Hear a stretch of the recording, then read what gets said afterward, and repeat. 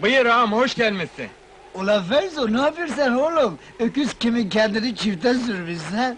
He, öküzü Hacı Yusuf elimden almıştır Maho. Neden aldı elinden?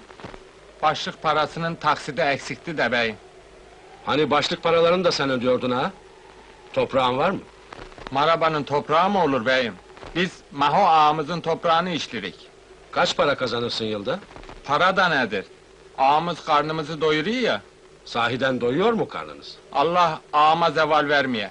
Kursağımıza giren bir lokma ekmek varsa onu da ağamız veriyor. Ulan gel buraya! Allah belanızı versin!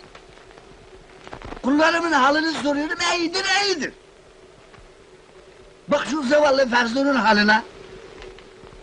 Niye bana haber vermişsin oğlum? Git benim evde 2 tane öküz ol! He? 2 tane öküz ol! 2 tane öküz mü oğlum? Borcun ne kadar yavrum senin? 6.000. Ferzo'ya 6.000 lira verin lan!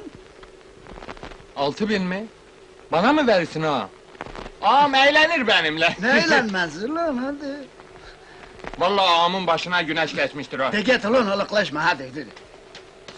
Allah tuttuğunu altın etsin ha. Vallahi senin gibi ağa dünyada yoktur ha. Ulan ben sana ananı zorundayım! Of! Yandım anam of! Ulan yediğiniz ekmeğe hıyanetlik edersiniz ha? Of yandım of! Ay! Ulan ocağıma işersiniz ha? Allah!